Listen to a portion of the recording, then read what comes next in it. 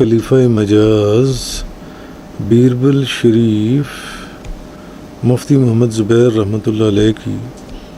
جو نہ صرف عالم بعمل صوفی باصفا بلکہ اوراد و وظائف میں کامل بھی تھے، جنہوں نے غالباً کبھی تہجد، اشراق، چاشت، اوابین کا ناغہ نہ کیا، ان کی پنجگانہ نمازوں کا کیا کہنا؟ تلاوت قرآن کریم، سورہ یاسین شریف، سورۃ الملک، سورۃ الکاف، سورۃ الفتح، سورہ مزمل، آیت الکرسی، تسبیحات، سورۃ الفاتحہ، مصبحات عشر، اوراد فتحیہ،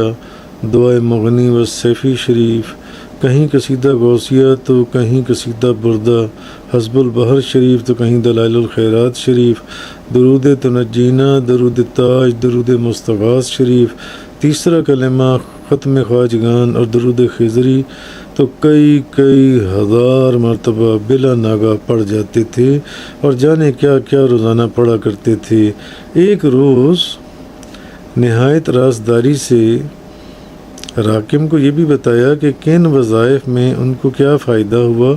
اور کن میں کیا نقصان اٹھانا پڑا۔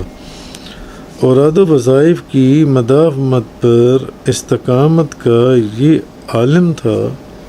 کہ ایک مرتبہ دوران سفر بہاول نگر کسی شاگرد کے ہاں قیام پذیر تھے۔ دسمبر جنوری کی ٹھنڈی راتیں، مجھے سخت بخار، دیکھا تو تہجد کے وقت مفتی صاحب چارپائی پر بیٹھے، رضائی اوڑھے، تسبیحات میں مشغول۔ آپ کے شاگرد جو غالباً سید زادے تھے اور کئی 100 مربع زمین کے مالک تھے، وہ بھی تہجد کے وقت ہمارے ہی کمرے میں تشریف لے آئے،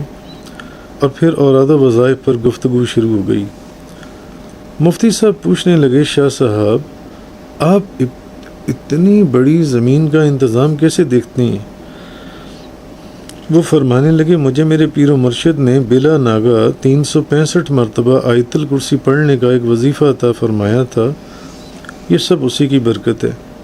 کیونکہ سینکڑوں مربع ان کی زمین تھی، بے شمار غالباً درجنوں ٹریکٹر لوگ کام کرتے تھے۔